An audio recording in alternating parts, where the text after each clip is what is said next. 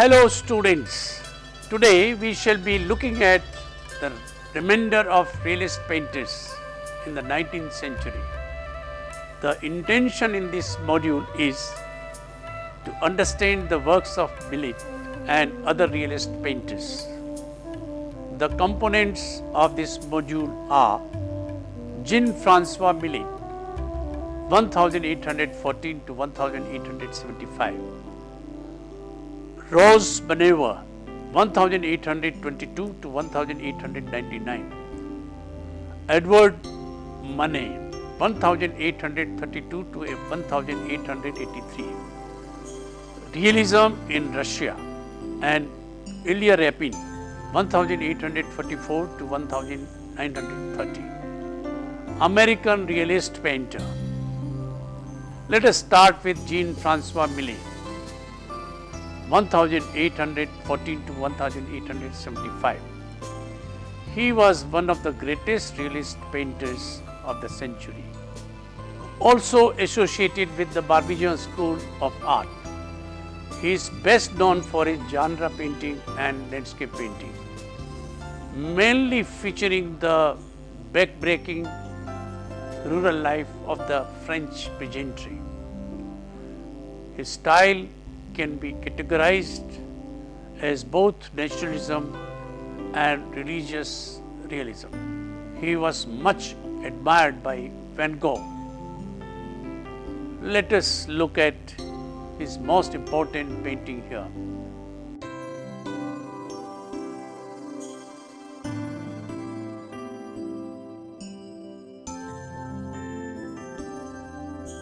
The Sower is a powerful figure which is precisely situated against the sloping horizon behind him. As he strides forward, the sense that we get is that he feels the picture while showing the grain. The sun shines in top half of the painting just over the horizon to show that the peasant has risen at the crack of dawn in order to accomplish the day's work that lies ahead. Using dark and muddy earth tones, Millet did not idealize the peasant man, but portrayed him as a stocky, well-built young man wearing simple, practical peasant clothing. When the Sower is looked at in light of his social realist associations, a whole new realm of icons and meanings can be grasped. The Sower himself or the peasant can be viewed as a sewer of social justice, a representative of the lower class fighting for social mobility by sowing the seeds of protest and dissent. A bright sun is rising behind the peasant man, indicating that the sewer has the forces of social justice on his side. The sunrise can also be interpreted as a symbol of change. In the social realist sense, this would mark the change from the bourgeoisie middle class dominance of the capital industrial era in France to one of the socialist enlightenment.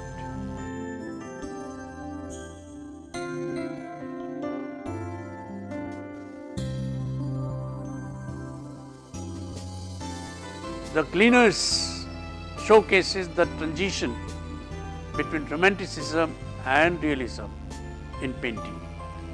Belonging to the family of peasants, he paints the peasants never with a condescending attitude and never pitied them, but he might be sentimental about it. The heroic depiction of the three peasants in the foreground and their focus on their task recalls the romantic sense of oneness with nature. Two peasants in particular are monumentalized by their foreshortened forms, which convey a sense of powerful energy. Contrasted with the laborers gleaning the remains of the harvest is the prosperous farm in the background. The emphasis on class distinctions, the hard physical labor of the poor as opposed to the comfortable lifestyle of the wealthy is characteristic of realism. In addition to social observation, Millet's uses light to highlight economic differences. The farm is illuminated in a golden glow of sunlight, while the three foreground figures and the earth from which they glean are in a shadow. It is just harsh and real.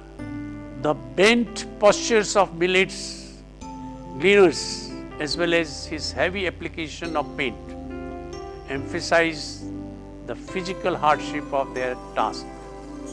Like Courbet's portrayal of stonebreakers, Millet's choice of subject was considered politically subversive. Even though his style was more conservative than that of Courbet. Reflecting his academic training, Millet endows his subjects with a sculptural presence that recalls the art of Michelangelo and Nicolas Poussin. When Millet painted the gleaners, he was 43.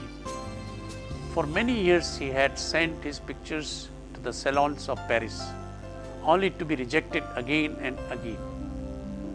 His work was not palatable to the aristocrats. They would have nothing to do with a man who held the plough and triumphed over the soil and the manure of Barbizon. When Millet had joined the art class in Paris, the sophisticated urban pupils had sneered at his manners. A few of them, more outspoken than the rest, had become acquainted with the strength of his first, partly in admiration. They had nicknamed him, and the wild man of the woods he remained throughout his life.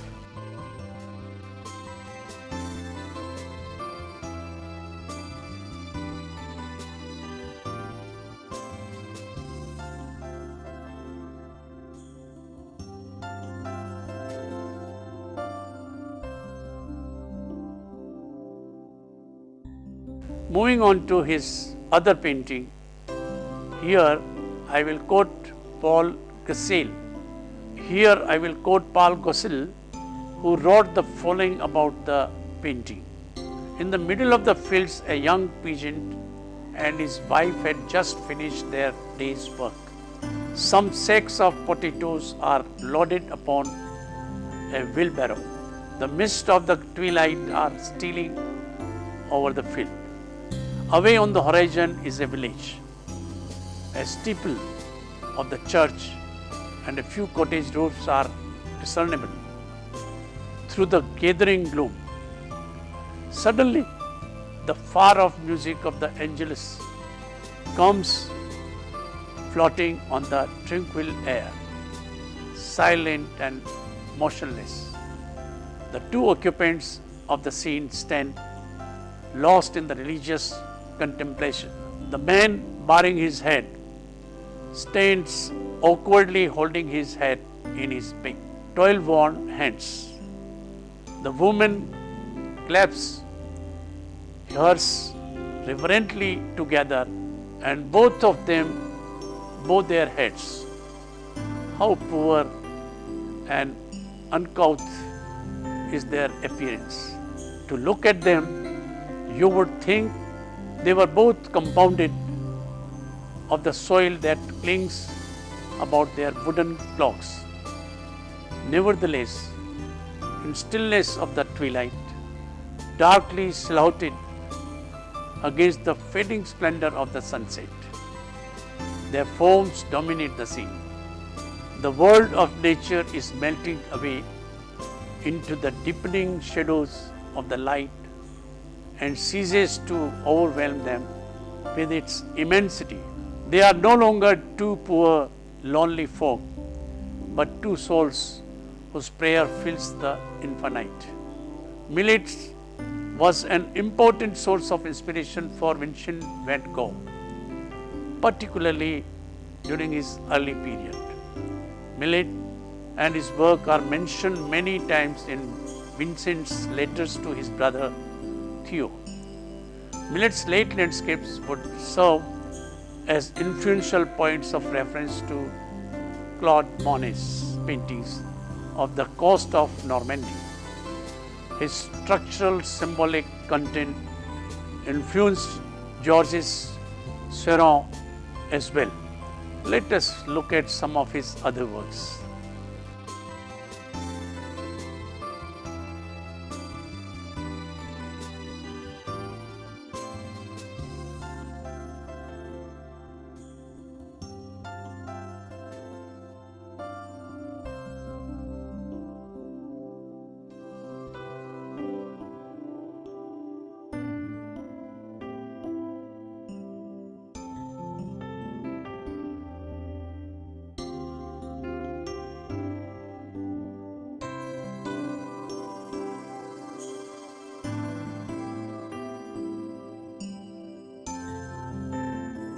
Rosa Bonheur, 1822 to 1899.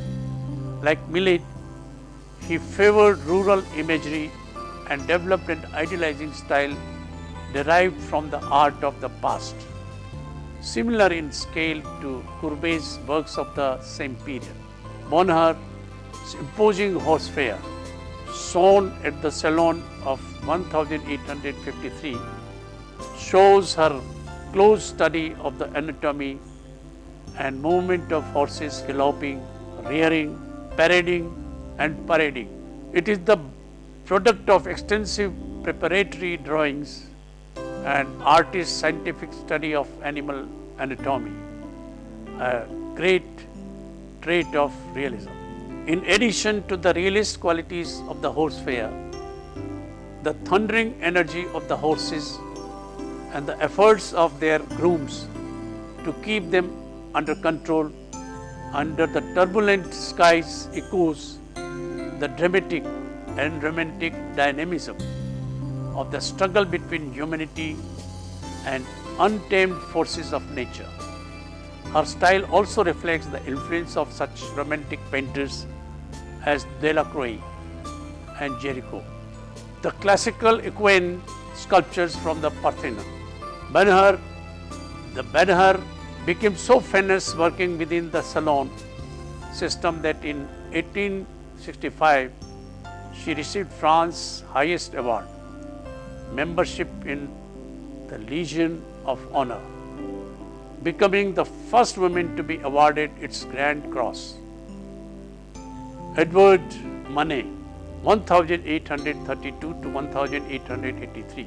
By and large, Manet's paintings of the 1860s are consistent with the principles of realism, whereas in the 1870s and early 1880s, he adopted a more impressionist style.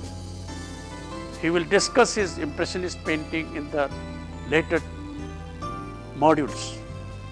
But here we shall talk about his realistic painting. I shall also discuss his life and biography in our discussion on Impressionism.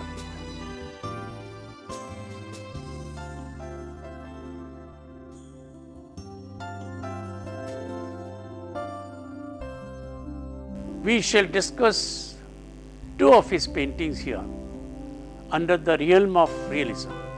The first is the Déjeuner sur les herbes, luncheon on the grass. Now, this painting is not realist in the social and political sense of Daumier, but it is a statement in favor of the artist's individual freedom. The shock value of a nude woman staring at the viewer while launching with two fully dressed men was used. At first it was thought that she was a prostitute. In the background, a lightly clad woman wades in the stream. Also, we know that the two men are Manet's brother Gustave and his future brother-in-law Ferdinand Lindholm. Both of them look as if they are unaware of the naked woman. The naked woman is painted with a white flesh tone with very little contrast of light and shade. This use of light and color emphasizes on the difference between the nakedness and nudeness. Manet was paying tribute to Europe's artistic heritage, borrowing his subject from the Pastoral Concert, a painting by Titian attributed at the time to Giorgione, exhibited in Louvre, and taking his inspiration for his composition of the central group for the Mercantinor Raimondi, engraving after Raphael's Judgment of Paris. But the classical references were counterbalanced by Manet's boldness. The presence of a nude woman among clothed men is justified neither by mythological or allegorical precedents. This and the contemporary dress rendered the strange and almost unreal scene obscene in the eyes of the public of the day. In his Olympia, he paints another naked woman. He painted it in 1863, but did not show it to the Salon till 1865. He was wise enough to not show both paintings together. One scandal was enough for a year. Here again, Manet is inspired by the past, most obviously by Giorgione. Giorgione's Sleeping Venus and Titian's Venus of Urbino. So what is the difference here? Well, in the Renaissance, the nudes are designed as deities and therefore psychologically distanced from the viewer. But Manet, being Manet, made Olympia a common name for prostitutes then, to represent a prostitute. Olympia gazes down unflinchingly at us, indicating that she is in a position of the bed who brings her a bouquet of flowers. It looks as if she is presented flowers on behalf of us. If you compare Titian's female in curvaceous and softly rounded, Manet's is angular and flattened. Titian's colors are warm and rich. Manet's are cold and harsh, like a photograph. Titian's Venus looks coyly at the male spectator. Manet's Olympia appears coldly different. The indifference only gets accentuated by the black cat looking back at us. Look at her head, which tilts to one side, the arm which scarcely supports the whole body. The gesture becomes very direct and powerful, telling us that she is a woman of business. Edward Manet and the Impressionist were the immediate heirs to the realist legacy, as they too embrace the imagery of modern life. By the 1870s and 1880s, however, their art no longer carried the political charge of realism.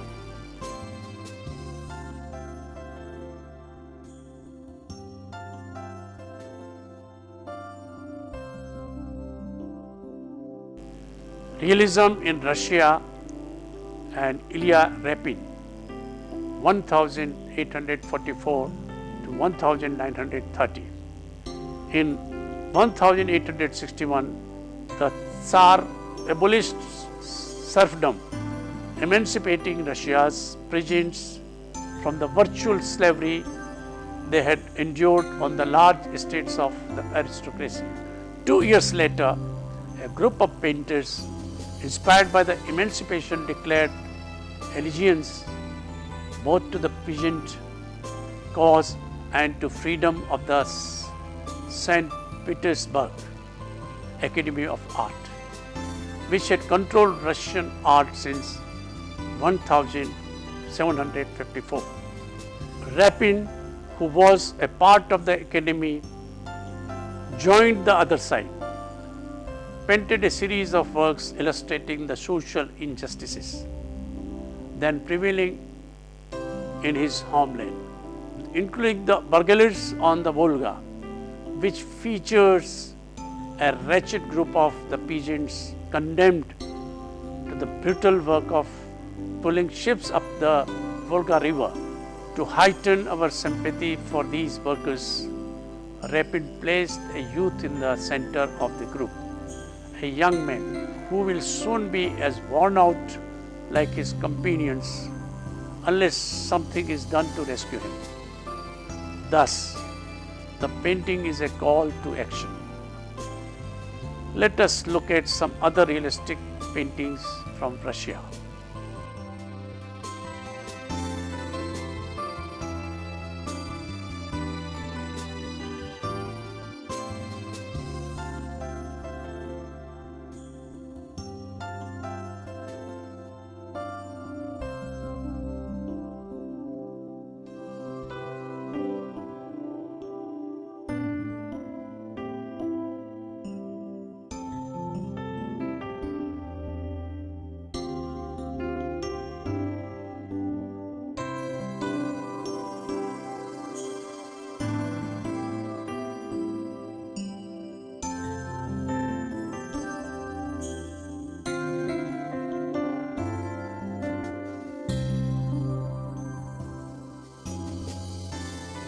Now we discuss American realist paintings. One of the landmarks of realistic painting in America was the Gross Clinic by Thomas Atkins, 1844 to 1960. It depicts a team of doctors led by Dr. Samuel D. Gross, an eminent surgeon at the Jefferson Medical College in Philadelphia. They are performing an operation while dressed in street clothes, as was the custom in the 19th century. Dr. Gross holds a scalpel and comments on the operation to the audience in the amphitheater. With the use of Rembrandt perspective, he highlights the surgical procedure and echoes probably his mother, sighs at the left and hides her face.